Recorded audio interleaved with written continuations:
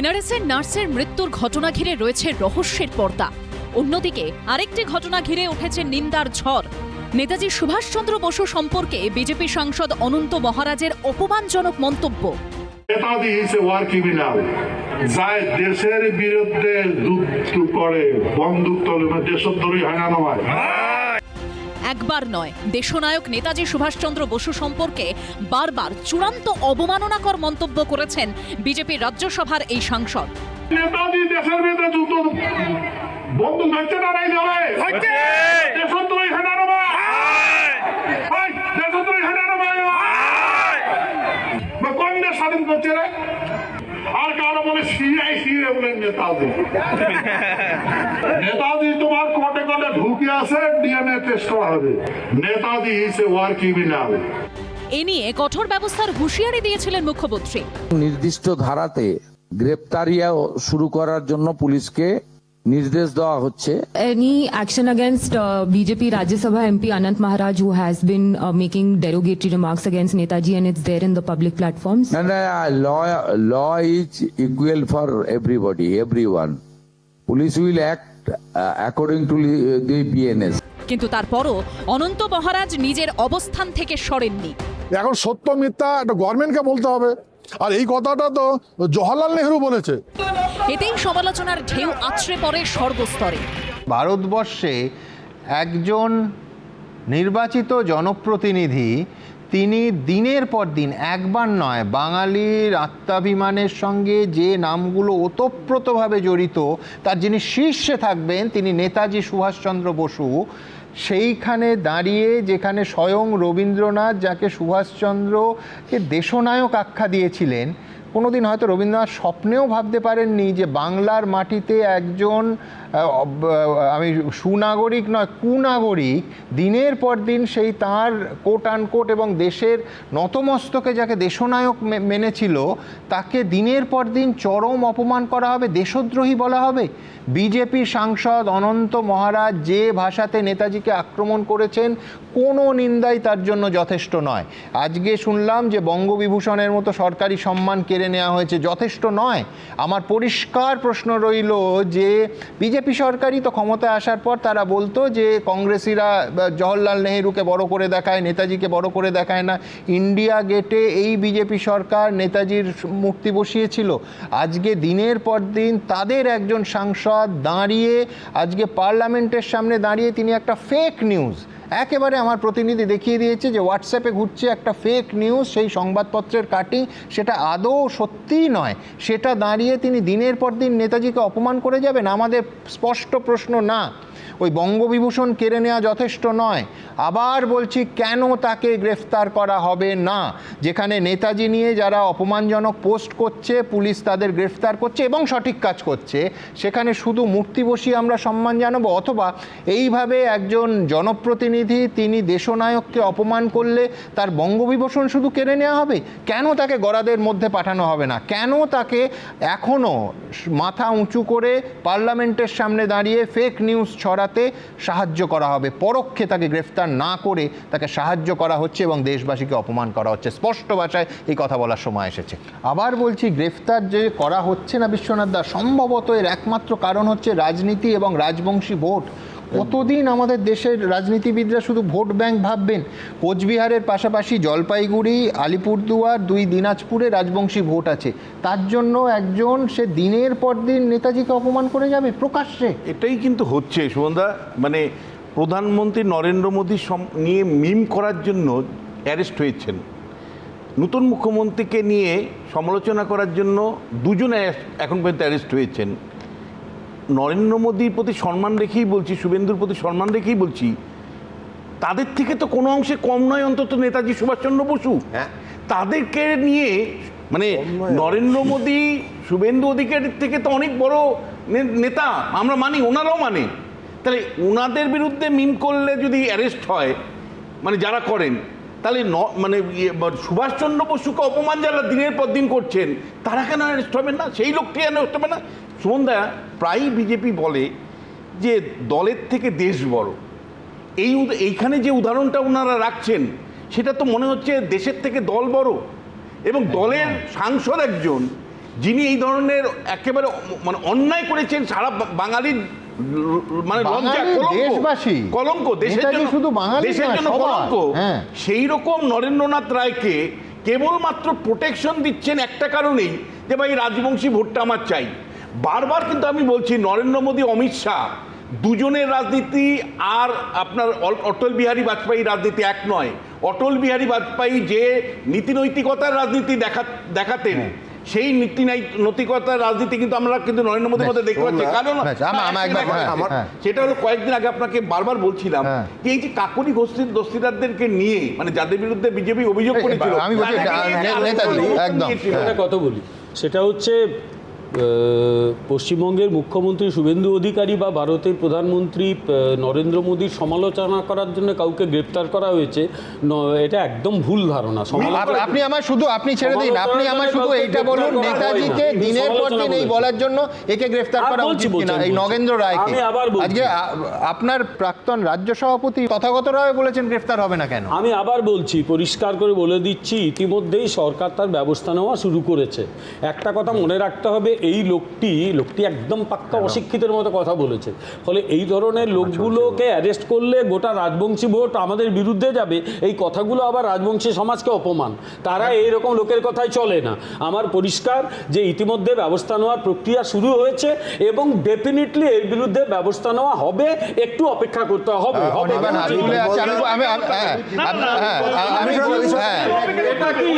আমি আমার একদম আরে শুধু একজন এমপি বললে অপেক্ষা করতে হবে? আমি বলছি অনির্বাণ অনেকক্ষণ ধরে বলতে চাইছে, কিন্তু আমার মনে আছে, আসছি, তাতে কি আছে? আমি বলছি আমার মনে আছে যে একবার তখনও বিজেপির এমপি মমতা বন্দ্যোপাধ্যায় উত্তরবঙ্গে গিয়ে সবার আগে তার সঙ্গে বাড়িতে চলে গেলেন। আমি বলছি তখনও ব্যাখ্যা হয়েছিল দিয়েছে বিজেপির এমপি। আসল হচ্ছে ভোট, নেতাজি অপমানটা কাউন্টি হয় না। একটা কথার সঙ্গে একদম একমত, সেটা হচ্ছে এই অনন্ত মহারাজের কথা রাজবংশী সমাজ উঠবে বসবে, এটা হতে পারে না। আমি মনে করি না রাজবংশী সমাজ নেতাজির অপমান তারা মেনে নিচ্ছে। কিছু চেলাচামুন্ডা থাকতে পারে, বৃহত্তর রাজবংশী সমাজ মোটেই এরকম নয়। এক, তারা শুভবুদ্ধি সম্পন্ন। দ্বিতীয় কথা, এই অনন্ত নেতাজি সুভাষকে দেশদ্রোহী সম্ভবত যে নগেন রায় বলো, মহারাজ নগেন রায়, কারেক্ট। এটা হচ্ছে দ্বিতীয় ব্যক্তি। প্রথম যিনি বলেছিলেন তার নাম শ্যামাপ্রসাদ মুখার্জি। একদম ডায়েরিতে লেখা আছে, তার ডায়েরিতে লিখেছে, তার অধ্যাপক। তাহলে একজন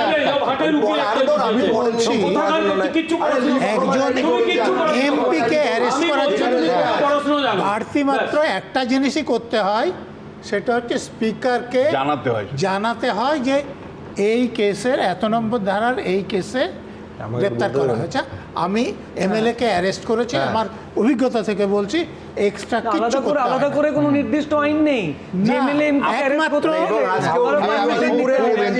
যদিও এই ঘটনা যদি বলুন, যদি এমপি পার্লামেন্টের মধ্যে থাকে তখন তাকে গ্রেপ্তার করার জন্য স্পিকারের পারমিশন নিতে হবে।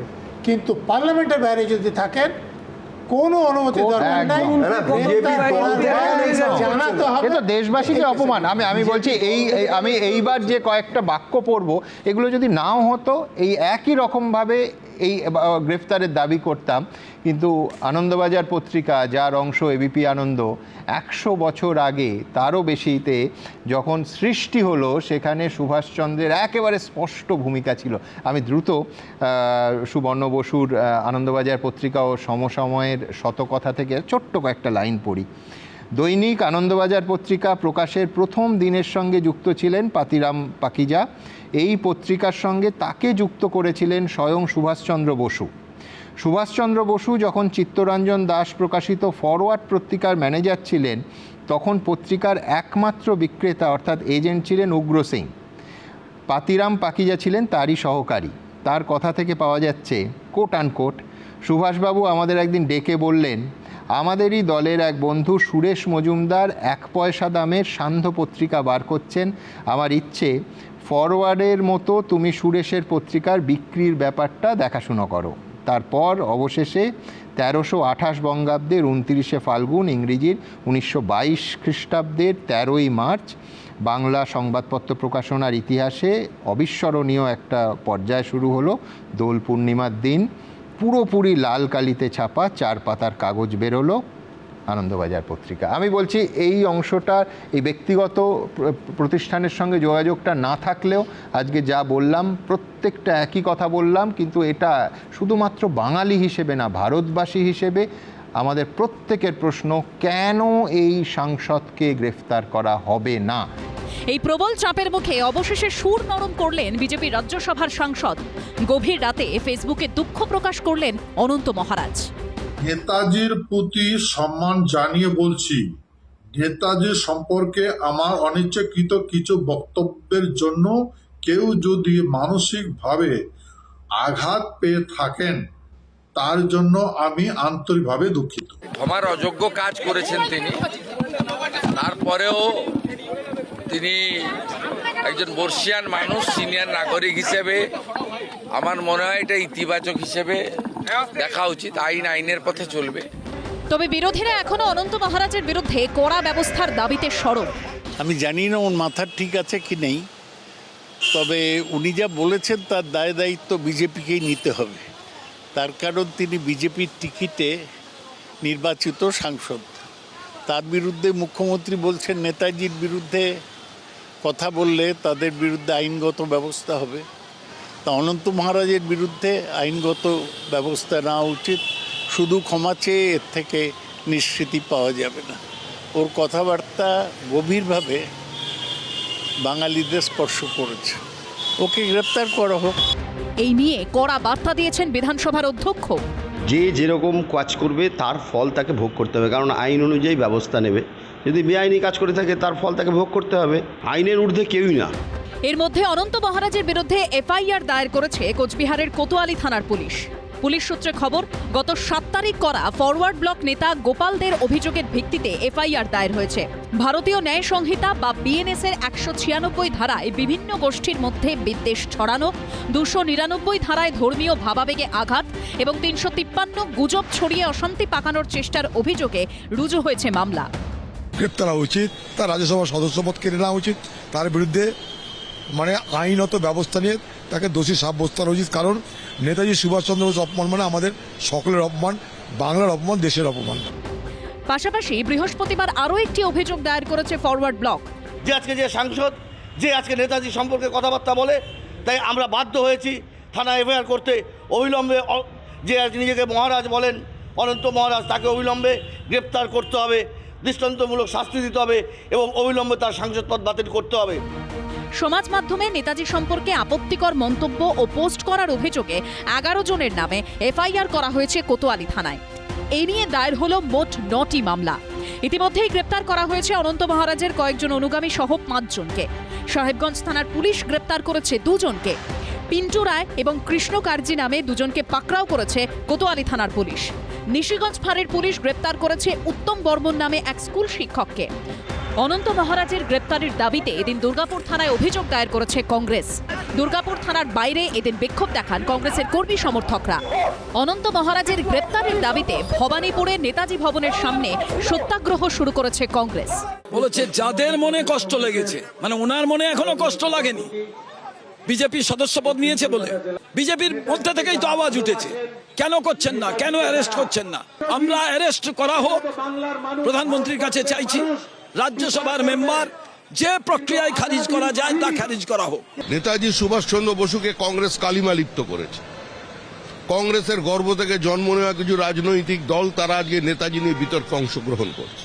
বামপন্থীদের নেতাজি সম্পর্কে চিন্তাভাবনা কি ছিল সকলের জানা। যারা অতিরিক্ত নেতাজি প্রেমী হয়ে উঠেছেন এখন, তাদের কোনো চিন্তার কারণ নেই। ভারতীয় জনতা পার্টি, দেশের প্রধানমন্ত্রী নরেন্দ্র মোদী এবং সংসদীয় বোর্ড এই বিষয়ে সিদ্ধান্ত নেবেন। নেতাজি সহ মনীষীদের অপমান করা হচ্ছে বলে বিজেপি সরকারের বিরুদ্ধে ধিক্কার জানিয়ে শিলিগুড়িতে আন্দোলনে নামলেন বাম নেতা অশোক ভট্টাচার্য। দেশের বীর সন্তান নেতাজি সুভাষচন্দ্র বসুকে নিয়ে অনন্ত মহারাজের অপমানজনক মন্তব্যে নিন্দার ঝড় বয়ে গেছে গোটা দেশে।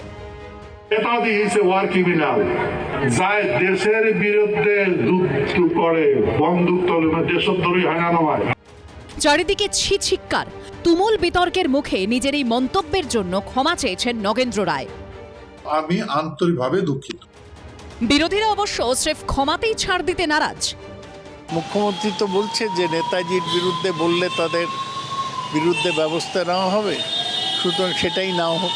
তিনি তো অপরাধটা করেছেন, ক্ষমা চেয়ে সেই অপরাধ থেকে মুক্তি পাওয়া যাবে না। কেউ কোনো ব্যক্তি সে যত বড়ই হোক না কেন, যত সম্মানীয়ই হোক না কেন, আমাদের আইকন, আমরা যাকে দেখে বড় হয়েছি, সেই নেতাজি সুভাষচন্দ্র বোস বা এই ধরনের যে কোনো ব্যক্তিকে যদি অপমান করেন, তার দায় কিন্তু শুধু তার দায় কিন্তু আমাদের সরকারের নয়। এই ধরনের রাজনীতিও দয়া করে করবেন না। বাঙালি এবং বাংলার অপমান যে করবে তার কিন্তু কোনো রেয়াত নেই, তাকে কিন্তু শাস্তি ভোগ করতেই হবে। নেতাজি সম্পর্কে অনন্ত মহারাজের মন্তব্য নিয়ে ক্ষোভ উগরে দিয়েছেন নেতাজির পরিবারের সদস্যরাও। বিনীত কন্টেম্পট, কিছু বলার নেই। এই মুহূর্তে গ্রেফতার হওয়া উচিত। আমরা পরিবার থেকে গ্রেফতার দাবি করছি। শনিবার ৮০তম স্বাধীনতা দিবস পালন করবে গোটা দেশ। সম্মান জানানো হবে দেশের বীর সন্তান নেতাজি সুভাষচন্দ্র বসুকেও। তার আগেই নেতাজিকে নিয়ে বিজেপি রাজ্যসভার সাংসদ অনন্ত মহারাজের মন্তব্য তোলপাড় ফেলে দিয়েছিল পশ্চিমবঙ্গ থেকে দিল্লিতে। জানিয়ে মুখ খুলেছেন নেতাজি সুভাষচন্দ্র বসুর নাতি, ইতিহাসবিদ সুগত বসু এবং চন্দ্র বসু। এই দেশনায়ককে ঘিরে এই সমস্ত মন্তব্য, সরকারের পদক্ষেপ, এফআইআর করার নির্দেশ মুখ্যমন্ত্রীর, এটাকে কি বলবেন? নেতাজি এতে কিছু যায় আসে না। তিনি এমন একজন মানুষ, দেশের প্রত্যেকটি নাগরিকের তার প্রতি যে ভালোবাসা, শ্রদ্ধা আছে, সেটাই যথেষ্ট। এই যে ভদ্রলোক, জানি না ভদ্রলোক বলবো কিনা, তিনি আবার নিজেকে মহারাজ বলে নিজেই ঘোষণা করেন। ওনার নাম যদি আমার মনে থাকে নগেন্দ্র রায়। এভাবে যে অশালীন ভাষা প্রয়োগ করেছেন, একটি সাংঘাতিকভাবে অশ্রদ্ধা করেছেন, সেটি কি ভারতবর্ষের মানুষ কি মেনে নেবেন? ওনার কি অধিকার আছে নেতাজিকে নিয়ে এইভাবে বক্তব্য রাখা? ওনার ইতিহাসের কোনো চর্চা কি আছে? এই মুহূর্তে গ্রেফতার হওয়া উচিত। আমরা পরিবার থেকে গ্রেফতার দাবি করছি। নেতাজি সম্পর্কে বিজেপি সাংসদ অনন্ত মহারাজের মন্তব্য নিয়ে মুখ খুলেছেন টেনিস তারকা লিয়েন্ডার পেজো, যিনি কয়েক মাস আগে বিজেপিতে যোগ দেন। আমি সান অফ দ্য সয়েল আছে, আমার পেট্রিয়টিজম অনেক আছে, যেটা আমার হিস্টোরিক ফিগার্স যেটা আছে না, ওটা রেসপেক্ট দিতে চাই না। তো এটাই আমি বলতে চাই কি in the world it doesn't take much to initiate respect, but when you give respect you always get respect back. সম্প্রতি নেতাজি সুভাষচন্দ্র বসুর নামে বিধায়কদের সেবা কেন্দ্র চালুর নির্দেশ দেন মুখ্যমন্ত্রী শুভেন্দু অধিকারী। বিধায়করা তাদের সেবা কেন্দ্র চালু করবেন, সেই সেবা কেন্দ্রের নাম দিতে হবে নেতাজি সুভাষচন্দ্র বসু সেবা কেন্দ্র। আর পশ্চিমবঙ্গ সরকারের তথ্য সংস্কৃতি দপ্তর থেকে আমরা ধুতি পাঞ্জাবি পরিহিত নেতাজি সুভাষচন্দ্র বসুর একটি ছবি আপনাদেরকে পাঠাবো। ওই অফিসে এটা রাখতে হবে আপনাদের, ম্যান্ডেটারি। গতকাল আমি একটি টেলিফোন পেয়েছিলাম আইএনসির সেক্রেটারির কাছ থেকে। তিনি মুখ্যমন্ত্রীর পক্ষে কথা বলছেন জানালেন এবং বললেন যে মুখ্যমন্ত্রী তার আপিসে নেতাজির একটি ছবি টাঙাতে চান, আমি যেন বেছে দিই। ওরা চাইছিলেন বাঙালি পরিধানে সুভাষচন্দ্রের ছবি। তাই আমি গতকাল আমাদের নেতাজি রিসার্চ ব্যুরোর আর্কাইভস থেকে 3টি অপূর্ব সুন্দর ছবি পাঠিয়ে দিয়েছি এবং মুখ্যমন্ত্রীর পছন্দ মতো যে কোনো একটি তিনি টাঙাতে পারেন। নেতাজি সুভাষচন্দ্র বসুকে নিয়ে বিজেপি সাংসদ অনন্ত মহারাজের বিতর্কিত মন্তব্যের জেরে নিন্দার ঝড় উঠেছিল দেশ জুড়ে। বৃহস্পতিবার গভীর রাতে ক্ষমা চাওয়ার আগে সকালেও সংসদ চত্বরে দাঁড়িয়ে একটি নথি দেখিয়ে এই মন্তব্য করেছিলেন বিজেপি সাংসদ অনন্ত মহারাজ। আর এই কথাটা তো জওহরলাল নেহরু বলেছে। হ্যাঁ, জওহরলাল নেহরু ক্রিমিনেটরটি কে বলেছে? প্রধানমন্ত্রীকে বলেছে। তা আমি মিথ্যা কথা কোথায় বললাম? যদিও অনন্ত মহারাজের এই দাবি শটান খারিজ করে দিয়েছেন বিদ্বজনরা। চিঠিটা তো একেবারে ফেক, মানে এর বলা উচিত তা ফেক চিঠি। আর ওই চিঠিটা মজা হচ্ছে, আমি আগেও দেখেছি, বাজে টাইপ, কোনো মোহর নেই, বাজে স্পেলিং। এটা কে চালু করলো আর কেন যে সার্কুলেট হলো বুঝলাম না। এত অবভিয়াস ফেক। জওহরলালের বানানো ভুল। 2016-তে যখন নেতাজি আর্কাইভটা বের করলো কেন্দ্রীয় সরকার, ঠিক তারপরে একটা এই হুজুগ বেরিয়েছিল, এই একই চিঠি ক্লেমেন্ট অ্যাটলিকে লিখছে যে এটা। অতএব এই চিঠিটা সার্কুলেশনে আছে, 16তেও আমরা দেখেছি, একেবারেই ফেক। কারণ পণ্ডিত নেহরু খেয়ে কোনো কাজ ছিল না, তখন সে ক্লেমেন্ট অ্যাটলিকে লেখা এইসব জিনিস গল্প কোনো একেবারেই না, মানে ঐতিহাসিকটা একেবারেই মানে না এটা। নেতাজিকে নিয়ে অনন্ত মহারাজের আপত্তিকর মন্তব্যের প্রেক্ষিতে বৃহস্পতিবার মুখ খুলেছিলেন বিজেপির প্রাক্তন রাজ্য সভাপতি তথাগত রায়।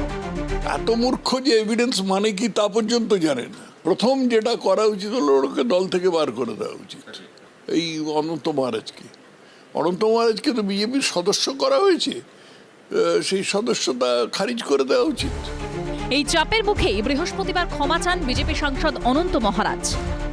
নেতাজির প্রতি সম্মান জানিয়ে বলছি, নেতাজি সম্পর্কে আমার অনিচ্ছাকৃত কিছু বক্তব্যের জন্য কেউ যদি মানসিকভাবে আঘাত পেয়ে থাকেন তার জন্য আমি আন্তরিকভাবে দুঃখিত। ক্ষমার অযোগ্য কাজ করেছেন তিনি, তারপরেও তিনি একজন বর্ষিয়ান মানুষ, সিনিয়র নাগরিক হিসেবে আমার মনে হয় এটা ইতিবাচক হিসেবে দেখা উচিত। আইনের পথে চলবে।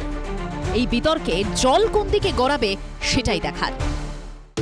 নেতাজি সম্পর্কে অনন্ত মহারাজের অপমানজনক মন্তব্য, মুখ্যমন্ত্রীর হুঁশিয়ারি, দিকে দিকে নিন্দার ঝড়, থানায় এফআইআর, শেষে চাপের মুখে অনন্ত মহারাজের ক্ষমা প্রার্থনা, বিতর্ক চলছেই। এমনকি মুখ খুলেছে নেতাজির পরিবারও, যা দেখে অনেকে প্রশ্ন তুলছেন, স্বাধীনতা দিবসের প্রাক্কালে দেশের বীর সন্তানের নাম কি এভাবে চর্চায় উঠে আসার কথা ছিল? বরং এটা তো দেশের স্বাধীনতায় তার অবদান স্মরণ করার সময়। এবিপি আনন্দ পৌঁছে গেছিল কলকাতার এলগিন রোডে নেতাজি সুভাষচন্দ্র বসুর বাসভবনে। আমরা যে বারান্দায় দাঁড়িয়ে আছি তার পিছনে তার শোয়ার ঘর, একটা ছোট্ট খাট রাখা, সেখানেই তিনি শুতেন, পাশে তার বাবার খাট। এই বাড়ি থেকেই তার মহানিষ্ক্রমণ 1941 সালের 16ই জানুয়ারির গভীর রাতে। নেতাজি সুভাষচন্দ্র বসুর প্রপৌত্র ইতিহাসবিদ ও শিক্ষাবিদ সুগত বসুর মুখে শোনা গেল দেশনায়কের মহানিষ্ক্রমণের সেই কাহিনী।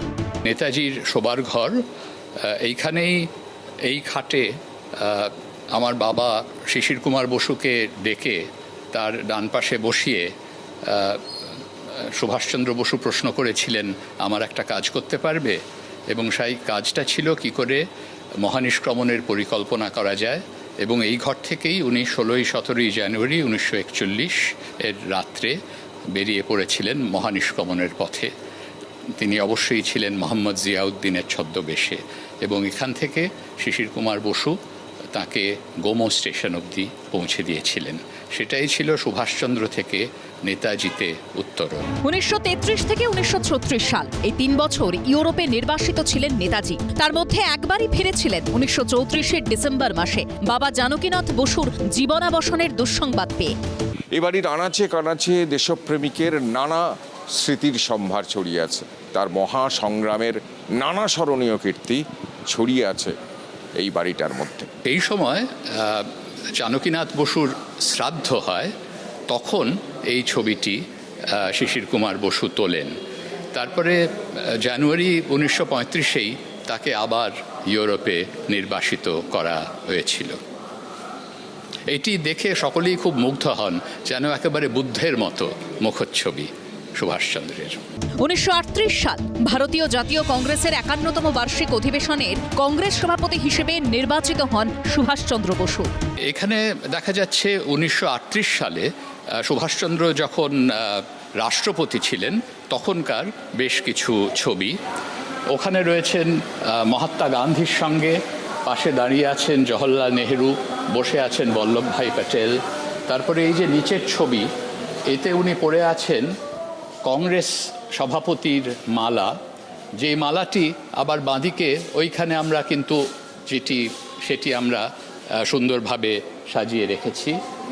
তারপরে এখানে হরিপুরা কংগ্রেসের ছবি, আর ওখানে নন্দলাল বসুর আঁকা অনেক ছবি টাঙানো আছে।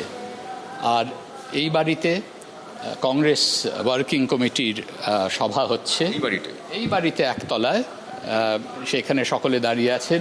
সুভাষচন্দ্র, জওহরলাল নেহরু, বল্লভভাই প্যাটেল, মৌলানা আজাদ, কৃপালিনী, এরা সকলে। BLA 7169, যে গাড়িতে করে চালকের আসনে ছিলেন শিশির কুমার বসু, নেতাজি এই বাড়ি ছেড়েছিলেন শেষ 1941 সালের 16ই জানুয়ারির গভীর রাতে। ওয়ান্ডারার গাড়ির ছবি, সেই সময় দাম ছিল ওয়ান্ডারার গাড়ির 4,680 টাকা। আর এইটি শেষ অ্যারেস্টের খবর 2রা জুলাই 1940, এবং তারপরেই অবশ্য 1940-এর নভেম্বর মাসে উনি হাঙ্গার স্ট্রাইক করলেন। তারপরে তাকে 5ই ডিসেম্বর এই বাড়িতে পাঠিয়ে দেওয়া হলো। তারপরেই আমার বাবাকে ডেকে বললেন, আমার একটা কাজ করতে পারবে? মহানিষ্ক্রমণের প্রস্তুতি হলো। 16ই জানুয়ারি সন্ধ্যাবেলাটাই শেষ এখানে কাটিয়েছিলেন। এখনো লক্ষ কোটি হৃদয়ে প্রাণ সঞ্চার করতে যথেষ্ট এই শব্দবন্ধ নেতাজি। এর মধ্যে নেতাজির নামে থাকা রাস্তার নামবদল ঘিরেও তৈরি হয়েছিল বিতর্ক। বৃহস্পতিবারই সেই খবর দেখায় এবিপি আনন্দ। তারপরই শুক্রবার চাপের মুখে শ্যামাপ্রসাদ মুখোপাধ্যায়ের নামে লেখা সাইনবোর্ড সরানো হলো। বীরভূমের রামপুরহাট পুরসভার পাঁচমাথা মোড় থেকে ঝনঝনিয়া পুল পর্যন্ত প্রায় 3 কিলোমিটার এই রাস্তা। বহুদিন ধরেই নেতাজি সুভাষচন্দ্র বোস রোড নামেই পরিচিত, কিন্তু সম্প্রতি ভাইরাল হওয়া ছবিতে দেখা যায় গেরুয়া বোর্ডে লেখা রয়েছে রাস্তার নতুন নাম, ডাক্তার শ্যামাপ্রসাদ মুখার্জি রোড। তার সামনে দাঁড়িয়ে রয়েছেন রামপুরহাটের বিজেপি বিধায়ক ধ্রুব সাহা, সঙ্গে রামপুরহাট পুরসভার তৃণমূলের চেয়ারম্যান সৌমেন ভকত। এই নিয়ে সরব হয় সিপিএম। রামপুরহাট পুরসভা এবং রামপুরহাট মহকুমা শাসকের কাছে ডেপুটেশন দেয় তারা। বিজেপি RSS-এর যে সংস্কৃতি, তারা স্বাধীনতা আন্দোলনকে তারা স্বীকার করে না। স্বাধীনতা আন্দোলনের ইতিহাসকে পরিবর্তন করাই হচ্ছে তাদের একমাত্র লক্ষ্য। শহর জুড়ে এর বিরুদ্ধে পোস্টার পড়ে ক্ষোভ প্রকাশ করেন রামপুরহাটের বাসিন্দারাও। নেতাজি আমাদের কাছে আবেগ ছিল। নেতাজি নামটা চেঞ্জ করে সত্যি আমরা খুব আঘাত পেয়েছিলাম, কিন্তু আজকেই যে ফলক খুলে নিয়েছে, আবার নেতাজির নামটা ফিরে এসছে, এতে আমরা বাঙালি খুশি, আমি খুশি, আমাদের রামপুরহাটবাসী খুব খুশি। এর জন্য আমরা মাননীয় বিধায়ক মহাশয় ধ্রুব সাহাকে ধন্যবাদ জ্ঞাপন করছি। এরপর বিতর্কের মুখে অবশেষে শ্যামাপ্রসাদ মুখোপাধ্যায়ের নামাঙ্কিত বোর্ডটি সরিয়ে নেওয়া হয়। খুলে নেওয়া হয়নি, খুলে নেওয়ার জন্য বলা হয়েছে। আমরা শ্যামাপ্রসাদ মুখার্জির নামে কোনো বিতর্কে থাকতে চাই না।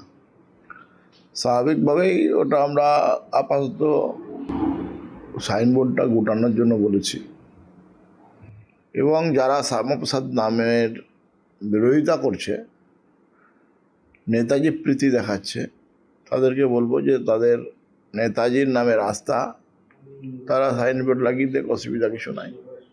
যারা নেতাজিকে তেজর কুকুর বলেছে, যারা নেতাজিকে হিটলারের দালাল বলেছে, তারাই নেতাজির প্রীতি দেখাচ্ছে। আজকে সেই কমিউনিস্টরা চিৎকার করছে। এটা চাপে পড়ে করেছে। যদি অনুশোচনা বোধ থেকে যদি হতো, তাহলে যেদিন ঘটনা ঘটেছিল, যেদিন করেছিল এটা, তার পরের দিনই জানাজানি যখন হলো, তখন তার পরের দিনই এটা করে নিতে পারতো। ওরা এটা করেনি, কারণ তাদের মনে, বিজেপি RSS-এর মনে স্বাধীনতা সংগ্রামীদের কোনো স্থান নেই। এখনো পর্যন্ত ওই রাস্তার ধারে বহু দোকানের সাইনবোর্ডে এবং সরকারি সমবায় সংস্থার বোর্ডেও লেখা জলজল করছে নেতাজি সুভাষ রোড। নেতাজি সম্পর্কে অবমাননাকর মন্তব্য করে বিতর্কে জড়িয়েছেন বিজেপি সাংসদ, আর দুর্নীতিতে নাম জড়িয়েছে অভিষেক বন্দ্যোপাধ্যায়ের আত্মসহায়কের। শনিবার থেকে শুক্রবার টানা 7 দিন ফের সিআইডির জিজ্ঞাসাবাদের মুখে পড়লেন অভিষেক বন্দ্যোপাধ্যায়ের আত্মসহায়ক সুমিত রায়। 1 সপ্তাহে 55 ঘন্টারও বেশি সময় ধরে জিজ্ঞাসাবাদ করল সিআইডি। ডেবরায় চাকরি দুর্নীতি মামলার তদন্তে শুক্রবার সুমিত রায়কে ডাকে সিআইডি। এদিনও তাকে 8 ঘন্টা জিজ্ঞাসাবাদ করা হয়। চাকরি দেওয়ার নামে প্রতারণা করে টাকা লুট, জাল নিয়োগপত্র দেওয়া এবং ভয় দেখানোর অভিযোগ ওঠে অভিষেক বন্দ্যোপাধ্যায়ের আত্মসহায়কের বিরুদ্ধে। পশ্চিম মেদিনীপুরের ডেবরা থানায় FIR দায়ের করেছিলেন প্রসেনজিৎ রায়, যিনি নিজেকে তৃণমূল কর্মী সমর্থক হিসেবে পরিচয় দিয়েছিলেন। অভিযোগপত্রে তিনি লেখেন, বিভিন্ন সরকারি দপ্তরে স্থায়ী চাকরির সুযোগ রয়েছে বলে 2023 সালে জানিয়েছিলেন তৎকালীন তৃণমূল বিধায়ক সুজয় হাজরা। ডেবরায় একটি হোটেলে সুজয় হাজরা হাওড়ার বাসিন্দা আশিক কাজী ইমামের সঙ্গে পরিচয় করান। চাকরি দেওয়ার নামে 24 লক্ষ টাকা নেওয়া হয় বলে অভিযোগ। অভিযোগকারীর দাবি, এই আশিক কাজী বলেছিলেন অভিষেকদার PA সুমিত রায়কে টাকা দিতে হবে, না হলে চাকরি হবে না। অভিযোগ পাওয়ার পরপরই আশিক কাজীকে গ্রেফতার করে পুলিশ। শালবনীতে জমি জালিয়াতি মামলায় ধৃত মেদিনীপুরের প্রাক্তন তৃণমূল বিধায়ক সুজয় হাজরাকে এই মামলায় গ্রেফতার দেখানো হয়। অন্যদিকে আরেক অভিযুক্ত অভিষেক বন্দ্যোপাধ্যায়ের আপ্তসহায়ক সুমিত রায়ের নামে লুকআউট সার্কুলার জারি করে সিআইডি। এই মামলায় ইতিমধ্যেই হাইকোর্ট থেকে আগাম জামিন পেয়েছেন সুমিত রায়, কিন্তু সিআইডির মুখোমুখি হতে হয়েছে তাকে।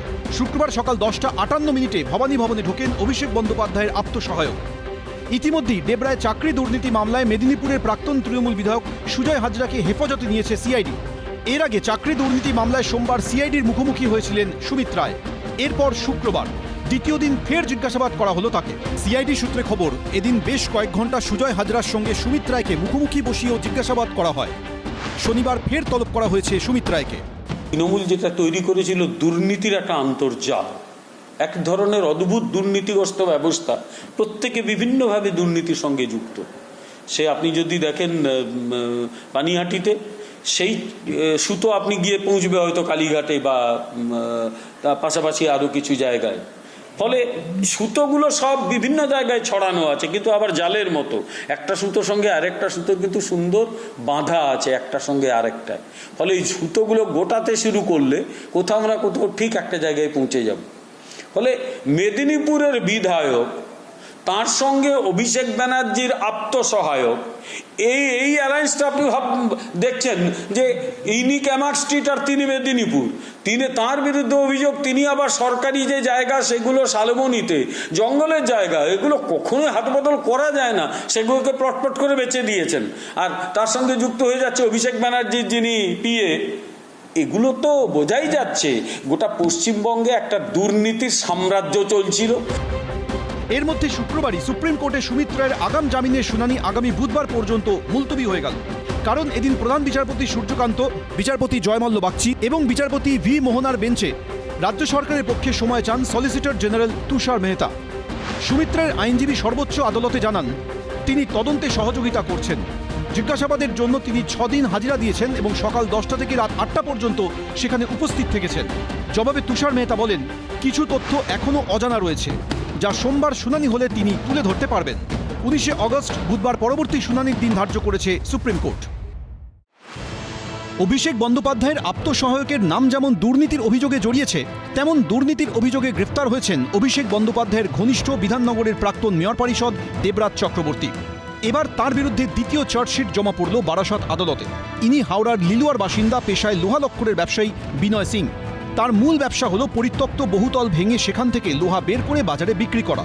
পুলিশ সূত্রে দাবি, মূলত এই ব্যবসায়ীর থেকে তোলাবাজির মামলাতেই শুক্রবার জমা পড়েছে চার্জশিট। अब आप लोग लेट कर रहे हैं पैसा देने में, अब 1 कोटी नहीं 1 कोटी 25 लाख लगेगा। দেবরাজ চক্রবর্তীর বিরুদ্ধে কোর্টে জমা দেওয়া 256 পাতার দ্বিতীয় চার্জশিটে বাগুইআটি থানা দাবি করেছে, দলবল নিয়ে বাগুইআটি বিধাননগর এলাকায় সিন্ডিকেট অর্গানাইজ ক্রাইম চালাতেন দেবরাজ চক্রবর্তী। নিজের প্রভাব খাটিয়ে তোলা দিতে বাধ্য করা হতো ব্যবসায়ীদের। পুলিশ সূত্রে খবর, এমন দাবি করা হয়েছে প্রাক্তন তৃণমূল বিধায়ক অদিতি মুন্সির স্বামী এবং বিধাননগর পুরসভার প্রাক্তন তৃণমূল মেয়র পরিষদের বিরুদ্ধে আদালতে জমা দেওয়া চার্জশিটে। দেবরাজ চক্রবর্তীর বিরুদ্ধে দ্বিতীয় চার্জশিট জমা পড়েছে। বাগুইআটি থানাতে মোট 10টি এফআইআর দায়ের করা হয়েছে কিছুদিন আগেই। প্রথম মামলা, যেটাতে প্রায় 30 লক্ষ টাকা এক প্রমোটারের কাছ থেকে চেয়েছিলেন দেবরাজ চক্রবর্তী, সেই মামলাতে বাগুইআটি থানার তরফে বারাসাত আদালতে একটি চার্জশিট দেওয়া হয়েছিল। এবার একটি দ্বিতীয় মামলাতে, যেখানে এক হাওড়ার ব্যবসায়ীর কাছ থেকে প্রথমে 1 কোটি টাকা, পরবর্তী সময় 1 কোটি 25 লক্ষ টাকা তোলাবাজির তিনি করেছিলেন, সেই অভিযোগের পরিপ্রেক্ষিতে সেই ব্যবসায়ী অভিযোগ দায়ের করেছিলেন বাগুইআটি থানাতে। এবারে সেই দ্বিতীয় এফআইআর এর ভিত্তিতে 79 দিনের মাথাতে 256 পাতা চার্জশিট জমা দেওয়া হয়েছে। লিলুয়ার ব্যবসায়ী বিনয় সিং এর অভিযোগ, ভিআইপি রোডের উপর কাজ চলাকালীন তার থেকে প্রথমে 1 কোটি টাকা দাবি করে দেবরাজ চক্রবর্তীর শাগরেদরা। 2 দফায় 50 লক্ষ টাকা দেওয়ার পর 1 লাফে তোলাবাজির পরিমাণ বেড়ে হয় 1 কোটি 25 লক্ষ টাকা। অর্থাৎ তোলাবাজির টাকার অঙ্ক 1 লাফে বেড়ে যায় 25%। 2.5 से लड़का लेकर के देवराज और उनका एक और दोस्त था, वो एलो लेकर पहुंचा वहां पे, बोला कि काम रोको, तो लोग 1 करोड़ से 1 पैसा कम नहीं लेगा। 2 बार 25-25 लाख सौदा हुआ था 1 करोड़ देने का। तो हम लोग बोले थोड़ा टाइम दो, माल कटेगा, जाएगा, बिक्री होगा, हम लोग देंगे। ये बोला कि नहीं, अब लेट हो चुका, अब 75 लाख लगेगा। अच्छा, मतलब 1.25 करोड़ काम बंद करा दिया। আমি দীর্ঘদিন অধ্যাপনা করেছি, তো ছেলেমেয়েরা ঠিক সময়ে যদি ফর্ম ফিল আপ না করে একটা লেট ফাইন থাকে, লেট ফাইন দিয়ে ফর্ম ফিল আপ করে। এখন তোলাবাজির যে লেট ফাইন হয় ওটাও তৃণমূল করে দেখিয়ে দিয়েছে। মানে তোলাবাজিতেও লেট ফাইন আছে, অর্থাৎ এত টাকা লাগবে, যেহেতু বেচারি দিতে পারেনি, পরে এসছে, সুতরাং তোমাকে এত টাকা লেট ফাইন দিতে হবে। চমৎকার! মানে এরা পড়াশুনো করুক না করুক, কলেজ, ইউনিভার্সিটি বা স্কুলের সিস্টেমটা জেনে গেছে যে দেরিতে টাকা দিলে লেট ফাইন দিতে হয়। মানে দুর্নীতিগ্রস্ত আর কোন লেভেলে হতে পারে মানুষ? এরা সবকটাই না ওই যাতে মাতাল তালে ঠিক বলে, এরা যাতে দুর্নীতিগ্রস্ত তাহলে আবার ওই রকম দেরি হয়েছে সুতরাং লেট ফাইন দাও। আর এই সাম্রাজ্যে আমি আবার বলছি, দেবরাজ কিন্তু যন্ত্রমাত্র, যন্ত্রী একটু মাথার দিকে। এই টাকা কি একা দেবরাজ খেত? ও দেবরাজ একা খেত না, আরও অনেক। লক্ষ্মী চঞ্চলা তিনি হাঁটতে হাঁটতে কালীঘাটে, হাঁটতে হাঁটতে ক্যামাক স্ট্রিটে বহু জায়গায় পৌঁছে যেতেন। 1 জুলাই ঝাড়খণ্ডের মুরির রিসর্ট থেকে দেবরাজ চক্রবর্তীকে গ্রেফতার করে রাজ্য পুলিশের স্পেশাল টাস্ক ফোর্স। তার বিরুদ্ধে রয়েছে তোলাবাজি, হুমকি, সিন্ডিকেট রাজ, প্রতারণা, প্রমোটারদের চাপ দিয়ে টাকা আদায়, কোটি কোটি টাকার রহস্যজনক লেনদেনের মতো বহু অভিযোগ। কোনো কথা বলতে পারবো না, এটা সম্পূর্ণ আইনের বিষয়। Law will take its own course. এটা যার বিরুদ্ধে অভিযোগ তিনি এবং তার আইনজীবীরা বলতে পারবেন। গ্রেফতারির 35 দিনের মাথায় দেবরাজ চক্রবর্তীর বিরুদ্ধে বারাসত আদালতে পেশ করা হয় প্রথম চার্জশিট। এবার জমা পড়ল দ্বিতীয় চার্জশিট। দেবরাজ চক্রবর্তীর মতো তোলাবাজির মামলাতেই গ্রেফতার হয়েছেন তৃণমূল নেতা সব্যসাচী দত্ত। সল্টলেকের এক ব্যবসায়ীর কাছ থেকে 1 কোটি টাকার বেশি তোলাবাজির অভিযোগ উঠেছিল বিধাননগর পুরসভার প্রাক্তন চেয়ারম্যান সব্যসাচীর বিরুদ্ধে। যার অভিযোগের ভিত্তিতেই গ্রেফতার করা হয় সব্যসাচী দত্তকে, সেই অভিযোগকারী ব্যবসায়ী মধুসূদন চক্রবর্তী শুক্রবার হাজির হন সল্টলেকে ইডি দপ্তরে। ইডি সূত্রে খবর, অভিযোগের সাপেক্ষে কি তথ্য প্রমাণ অভিযোগকারীর কাছে রয়েছে তা নিয়ে এদিন তাকে তলব করা হয়। সকাল 10:30 নাগাদ ইডি দপ্তরে আসেন ওই ব্যবসায়ী। সব্যসাচী দত্তর ওই ব্যাপারে জানতে চেয়েছে ইডি। পিএমএলএ সেকশানে কোনো মামলা রুজু হয়েছে, সেই তদন্তের জন্য আমি এসছি। আমাকে নথিপত্র নিয়ে আসতে বলেছে, আমি সেসব নিয়ে এখানে এসেছি। প্রায় 9 ঘন্টা পর সিজিও কমপ্লেক্স থেকে বেরোন অভিযোগকারী। আমার মতো এরকম যারা তোলাবাজদের কাছ থেকে আক্রমণ হয়েছেন তারা অনেক সুরাহা পাবেন। এই সাহসটা তারা পাবেন যে দেখে যে এইরকমভাবে কাজ করে। আমার এই দপ্তরে এসে যেটুকু তদন্তের সাথে যা প্রয়োজন, যেটুকু বলার আমি সেটুকু বলেছি, এবং আগামীতেও আমাকে যদি ডাকে আমি আরও আসব। ব্যবসায়ী মধুসূদন চক্রবর্তীর অভিযোগ, তার কাছ থেকে 1 কোটি টাকার বেশি তোলা চেয়েছিলেন তৃণমূল নেতা এবং বিধাননগর পুরসভার প্রাক্তন চেয়ারম্যান সব্যসাচী দত্ত। আমার কাছে উনি এই 2.5 লক্ষ টাকার পরে 1 কোটি টাকা ওনার রোজ বায়না ছিল। বাড়ি করতে গেলে টাকা দিতে হবে, বাড়ি ভাঙতে গেলে টাকা দিতে হবে, কিনতে গেলে টাকা দিতে হবে, বেচতে গেলে টাকা দিতে হবে, না দিলে মারবে। এই অভিযোগের ভিত্তিতে গত 8ই জুন সন্ধ্যে 7:30 নাগাদ সব্যসাচী দত্তর রাজারহাটের ফ্ল্যাটে পৌঁছয় বিধাননগর থানার পুলিশ। সেখানে কয়েক ঘন্টা জিজ্ঞাসাবাদ করা হয়। রাত 10টা নাগাদ ফ্ল্যাট থেকে আটক করে সব্যসাচী দত্তকে বিধাননগর উত্তর থানায় নিয়ে আসে পুলিশ। সেখানে দ্বিতীয়বার জিজ্ঞাসাবাদের পর রাত 1টা নাগাদ গ্রেফতার করা হয়। পুলিশ সূত্রে খবর, সব্যসাচী দত্তর কোটি কোটি টাকা এবং প্রচুর সোনার হদিশ মিলেছে। নদিয়ার তেহট্টে সব্যসাচী দত্তর ঘনিষ্ঠ বলে পরিচিত তৃণমূল নেত্রী টিনা সাহা ভৌমিকের বাড়ি এবং ব্যাংকের লকার থেকে উদ্ধার হয় 6 কেজি সোনা এবং 1.5 কেজির কাছাকাছি রূপো। তোলাবাজি কাণ্ডে প্রাক্তন তৃণমূল বিধায়ক সব্যসাচী দত্ত গ্রেফতার হতেই খুলে যায় প্যান্ডোরার বাক্স। সামনে আসতে শুরু করে একের পর এক অভিযোগ। ভাইরাল হয় একাধিক অডিও ক্লিপ। সব্যসাচী দত্ত, হ্যাঁ দাদা বলুন। এটা যেন ফেল না হয়, ফেল হলে কিন্তু দেখবেন আমার চেয়ে বড় খারাপ কেউ হবেন আপনার কাছে, আমি বলে দিলাম। দাদা আমি আপনাকে বলছি তো দাদা, করে দেবো। আপনি তার জন্য যার কাছে খুশি যেতে পারেন, হাজব্যান্ড কেন, আপনি মমতা ব্যানার্জিকে বললেও আমার কিছু না, কেন তিনি জানেন। যার অভিযোগের ভিত্তিতে গ্রেফতার হন সব্যসাচী দত্ত, তিনিই প্রকাশ্যে আনেন একের পর এক অডিও ভিডিও। দাদা পেয়ে গেছি, ঠিক আছে। আর কাল সকালবেলা ওই মাল ওখানে চলে যাবে, তাহলে যখন বলবে। ঠিক আছে, হ্যাঁ ঠিক আছে, ঠিক আছে, ঠিক ঠিক ঠিক। আর কিছু তো আনবই, আমি আপনাকে 200 মতো দিয়ে দেবো, সিল দিয়ে দেবো, ইলেকশন সিল 200 মতো ইলেকশন সিল দিয়ে দেবো। দেখছিলাম সকালবেলা আছে কিছু, দিয়ে দেবো। সিল, সিম্বলের সিল, যেটা বুথে লাগে। সেই সব অডিও ভিডিও ক্লিপের পাশাপাশি অন্যান্য নথি এদিন সিজিও কমপ্লেক্সে জমা দেন অভিযোগকারী। প্রথম প্রশ্ন থাকবে, সেটা হচ্ছে 2018 সালে এই ঘটনা যেটা আপনি অভিযোগ করেছেন, এটা 2026। তো এর মধ্যেখানে কমপ্লেন করার বা পুলিশে যাওয়ার, পুলিশকে জানানোর কোনো চেষ্টা করেছিলেন? নমস্কার সুমন বাবু, আমি 2018 সালে আমার এই ঘটনা ঘটার পর 12ই ফেব্রুয়ারি 2018 ক্যালকাটা প্রেস ক্লাবে আমি একটা প্রেস মিট করি, সেটা আপনারা ওই দিন নিজেরা আপনাদের আর্কাইভে দেখতে পাবেন। আচ্ছা। এবং তারপর আমি পুলিশ মহলে অনেক দৌড়াদৌড়ি করেছি, কেউ আমার কথা শোনেনি। আমি অনেক দৌড়েছি, কোনো রকম কিছু পাইনি। আমি আমার সবসময় জীবন সংশয় নিয়ে আমি দিন কাটাচ্ছিলাম। 2রা ফেব্রুয়ারি 2018 প্রথম ফার্স্ট ফোন 10:30টার সময়। আমি সব্যসাচী দত্ত বলছি, মেয়র। তা আমি তার কথা শুনলাম। শোনার পরে প্রথম তার বিদ্যুৎ গাঙ্গুলি বলে একটা লোককে বলল 2,30,000 টাকা দেওয়ার জন্য, তার ত্রিপুরায় একটা কোনো নির্বাচনের কাজ আছে। আচ্ছা। আমি বললাম, দাদা আমি এটা পারবো, আমি দিলাম। তার দুদিন পর 6 তারিখে ওনার ফোন এলো, আমি সব্যসাচী দত্ত বলছি, আপনাকে 1 কোটি টাকা পেমেন্ট দিতে হবে, আপনি আমার টাকাটার ব্যবস্থা করুন। আমি বললাম, দাদা আমি সোনা দানা বেচে আমি কোথা থেকে আমি এত টাকা পাবো, আমি এটা সাধারণ ব্যবসায়ী। তো উনি আমাকে বললেন, আমি কোনো কিছু জানি না, তৎকালীন মুখ্যমন্ত্রী মমতা বন্দ্যোপাধ্যায় কিছু আপনাকে করতে পারবে না, কারোর ক্ষমতা নেই, আমি যা বলছি তাই করুন, নালে আপনার বাড়ির কাছে দেখুন আমার লোক দাঁড়িয়ে আছে, নালে আপনার অফিসের কাছে দেখুন আমার লোক দাঁড়িয়ে আছে, আর যেসব ভাষা বলছেন আমি সেগুলো এখানে বলতে পারছি না। স্টিং অপারেশন হয়েছিল। স্টিংয়ে যখন জিজ্ঞেস করা হয়েছিল সব্যসাচী বাবুকে, হ্যাঁ ভদ্রতা খাতিরে সব্যসাচী বাবুই বলছি, যে সিন্ডিকেট নিয়ে আপনার মতামত কি, তিনি বললেন 300 কোটি টাকা তৃণমূলকে 2016 নির্বাচনে দিতে হয়েছে, ছেলেরা টাকা তুলবে না। আমি বলি 300 কোটি টাকা দিতে হয়েছে, এখানে কি দোলাসনের সেই 25-75 হিসাবটা মেনটেন হতো কিনা আমি জানি না। তো দিস আ বিগ থিং। এই সিন্ডিকেট আমরা বাইরে থেকে দেখতাম, বাইরে থেকে জানতাম। বিধায়ক হওয়ার পর আমি বুঝতে পারছি সিন্ডিকেটের রুটটা কোথায়, সিন্ডিকেট কিভাবে চলে, কি সিস্টেমে চলে। এখন রাজারহাট মানে দাদা এত ডেঞ্জারাস সিচুয়েশন আমি বলছি, মানে সিন্ডিকেট যেভাবে চলে দাদা পরিষ্কার বলতে পারি, প্রত্যেকটা ফ্ল্যাটের প্রাইস না 200 থেকে 300 টাকা পার স্কোয়ার ফিট কম হতে পারে। সাধারণ মধ্যবিত্ত টাকা বাঁচতে পারে। এই 200 থেকে 300 টাকা কোথায় যায়? যায় সিন্ডিকেটের পকেটে। বিরল একজন উদাহরণ হলেন সব্যসাচী দত্ত। কেন এত সম্মান দিয়ে কথাটা বলছি?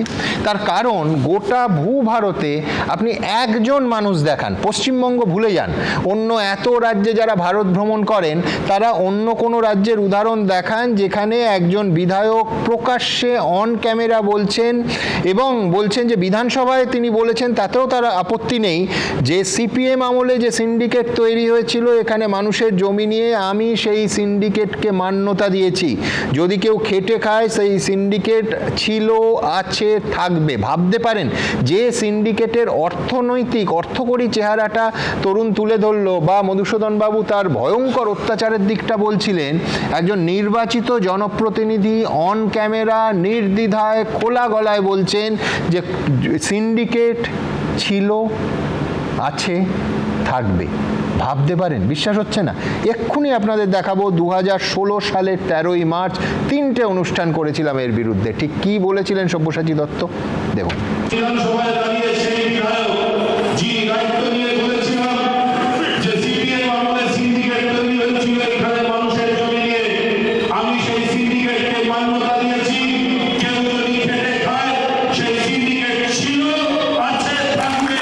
এবার কেউ যদি বলতে পারেন যে না, এইটা তৃণমূল কংগ্রেস নেতৃত্ব কি করবে, একটা বক্তব্য হয়তো মিস করে গেছেন।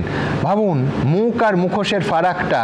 মমতা বন্দ্যোপাধ্যায় 2015-র 21শে জুলাই এবং এই বক্তব্যের আগে পরে বলে গেছেন যে সিন্ডিকেট করলে নাকি তৃণমূল কংগ্রেস করা যাবে না, আর তার বিধায়ক তার টিকিটে নির্বাচিত খোলা গলায় বলছেন সিন্ডিকেট ছিল, আছে, থাকবে। এইটুকু শুনে ভাবছে নিশ্চয়ই তার বিরুদ্ধে ব্যবস্থা হয়েছিল। শূন্য, কোনো ব্যবস্থা নেওয়া হয়নি এবং একেবারে স্বমহিমায় দশকের পর দশক রাজারহাটে বিরাজ করেছেন সব্যসাচী দত্ত।